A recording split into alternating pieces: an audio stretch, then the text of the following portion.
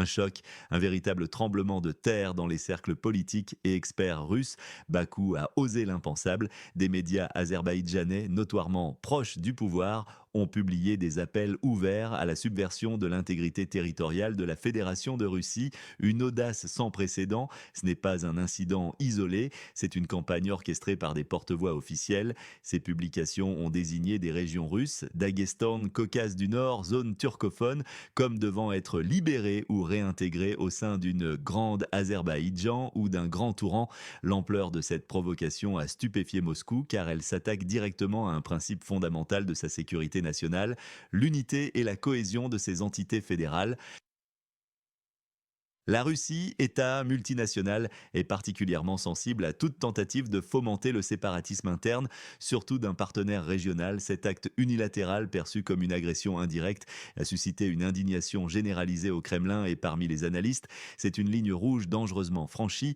La mémoire des conflits ethniques et mouvements séparatistes est vive en Russie, rendant cette initiative de Bakou inacceptable et menaçante pour la stabilité du pays. Où que vous soyez, un événement pareil vous impacte.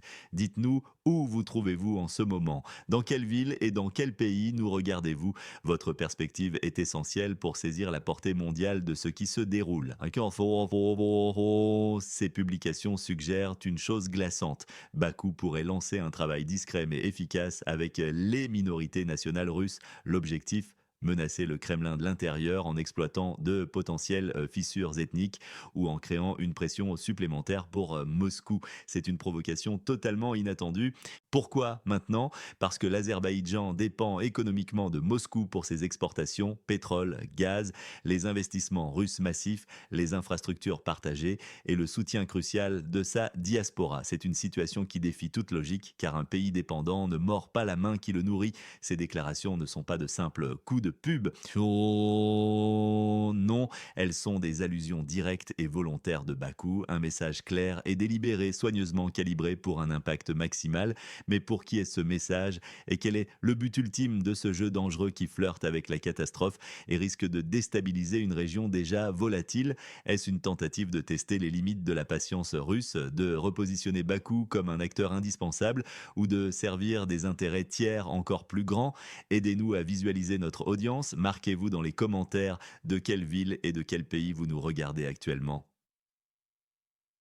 L'intégrité territoriale de la Russie est la ligne rouge infranchissable, pilier de sa doctrine de sécurité nationale et de sa souveraineté. La toucher, c'est défier une puissance nucléaire dont la détermination à défendre ses frontières est absolue.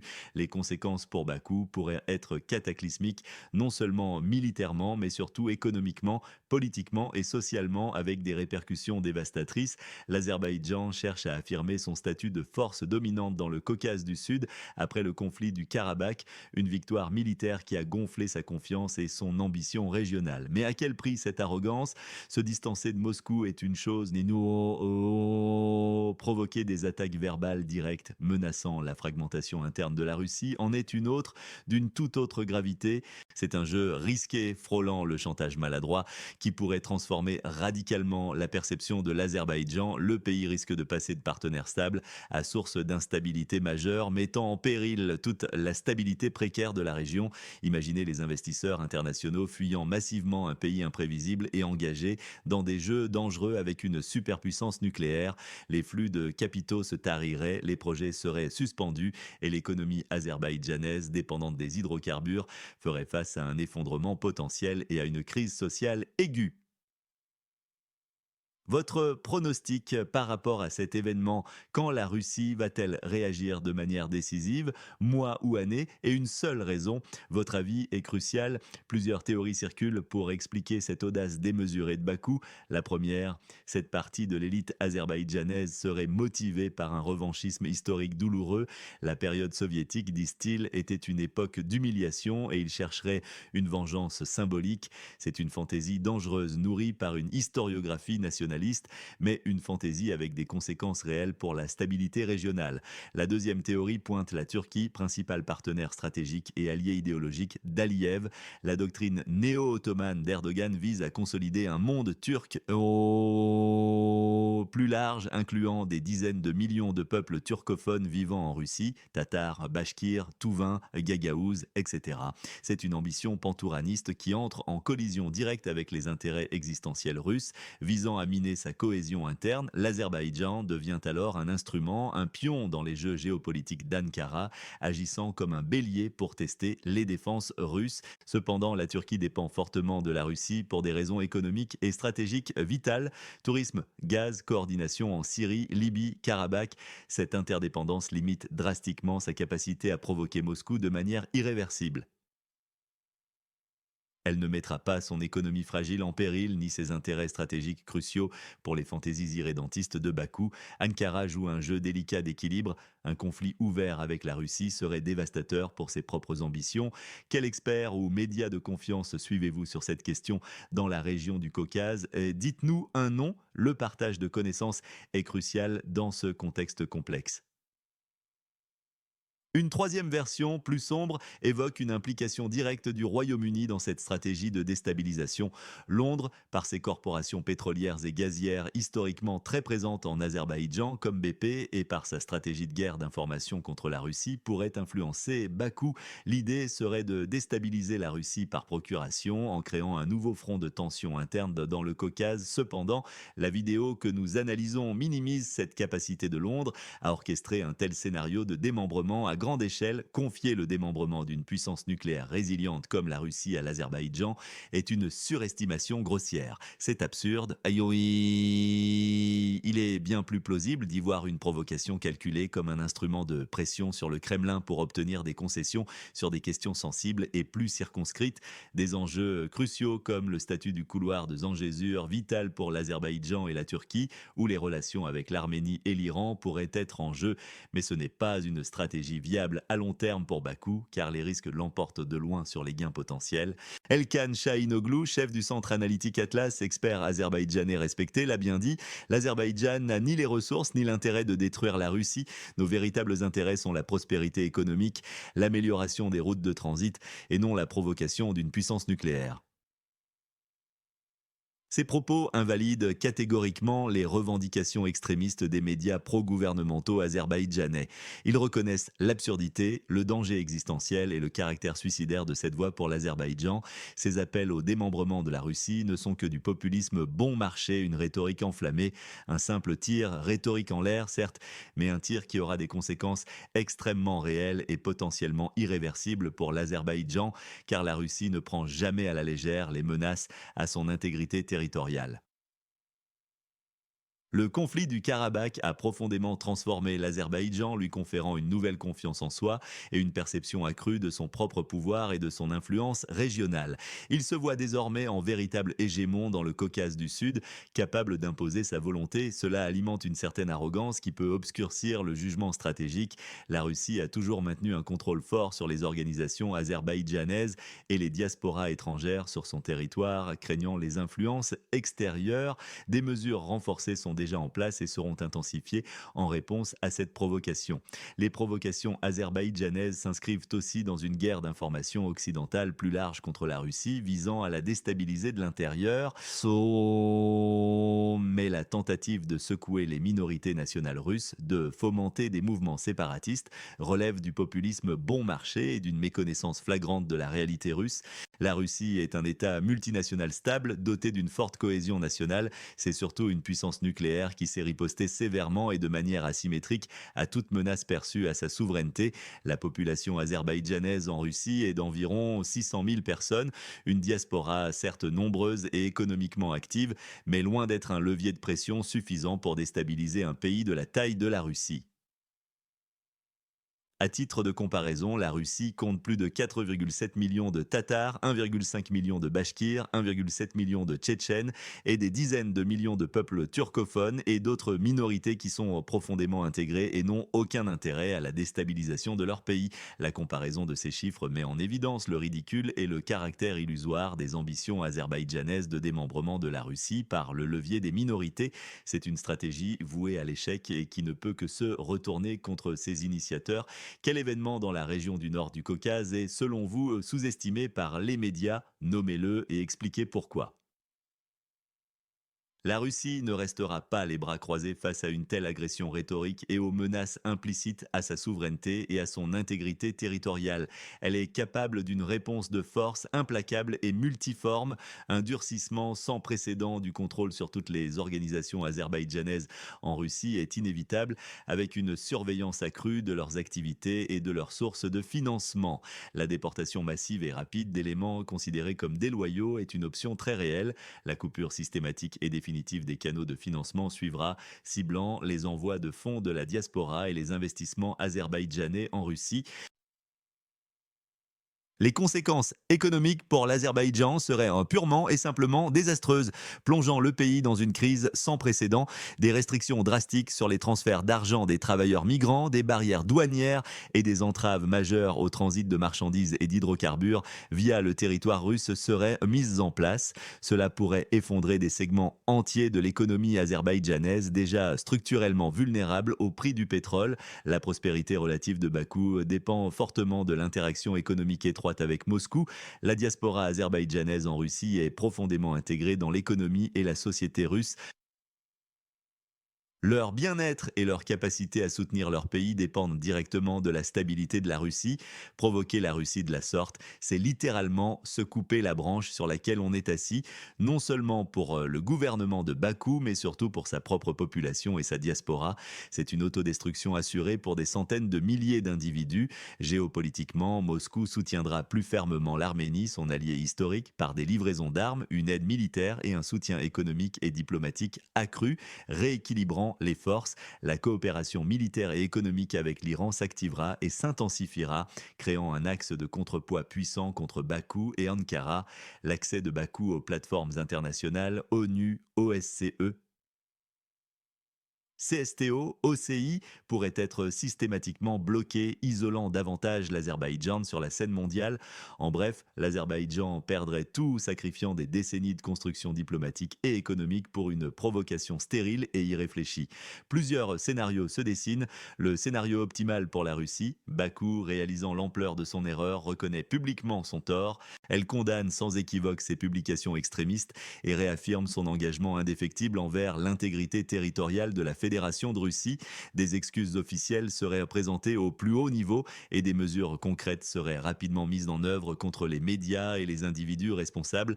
Cela permettrait d'éviter des conséquences économiques et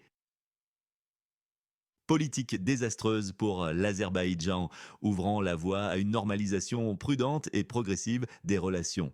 Un titre emblématique, Bakou s'agenouille, la raison et le pragmatisme l'emportent sur la folie nationaliste, évitant un effondrement certain. Le pire scénario pour l'Azerbaïdjan, Bakou persiste dans ses provocations, une riposte russe sévère et multiforme s'ensuit, des sanctions économiques dévastatrices seraient imposées, ciblant l'énergie, le commerce, les transports et la finance. Un soutien militaire et politique massif et accru aux rivaux régionaux de l'Azerbaïdjan, l'Arménie et l'Iran serait mis en œuvre, modifiant de manière permanente l'équilibre des forces. Des mesures drastiques seraient prises contre la diaspora azerbaïdjanaise en Russie. Déportation, gel des avoirs, dissolution d'organisations. Le pays plonge dans une instabilité économique et politique profonde, potentiellement menant à des troubles sociaux et un changement de régime. Le titre apocalyptique serait L'autodestruction de l'Azerbaïdjan, le prix exorbitant à payer pour avoir défié le titan nucléaire et mis en péril son propre peuple. Le scénario probable, la Russie envoie un avertissement clair et non équivoque à Bakou par des canaux diplomatiques et des actions ciblées, restrictions partielles sur les flux financiers, commerciaux, manœuvres militaires. Bakou, comprenant le message, recule progressivement. Elle modère significativement sa rhétorique nationaliste et met un terme aux publications incendiaires, tout en évitant des excuses publiques complète, mais la confiance est irrémédiablement brisée. Les relations bilatérales restent durablement tendues et méfiantes, marquées par une méfiance mutuelle. Des conséquences économiques et politiques à long terme sont inévitables. Réduction des échanges, diversification des partenaires pour la Russie, perte d'influence pour l'Azerbaïdjan. Pensez au titre, la leçon de Moscou. L'Azerbaïdjan recule sous la pression, mais les cicatrices profondes de la trahison demeurent et redéfinissent les relations futures. Un scénario inattendu mais plausible, la crise profite à d'autres acteurs régionaux. L'Arménie et l'Iran, renforcés par la mise en difficulté de l'Azerbaïdjan, verraient leur influence consolidée. Pourquoi? Grâce à l'affaiblissement de Bakou, la Russie, cherchant à contrebalancer l'influence turque et azerbaïdjanaise, renforcerait ses liens avec Erevan et Téhéran. L'Arménie recevrait un soutien militaire et économique accru. L'Iran verrait ses projets de corridors de transport et son influence sur la Caspienne facilitée. Ce scénario soulignerait l'interdépendance des acteurs régionaux et les conséquences imprévues des actions unilatérales. Un titre possible, le pari perdu de Bakou, l'Iran et l'Arménie ramassent les miettes et redéfinissent l'équilibre caucasien sous la bienveillance russe.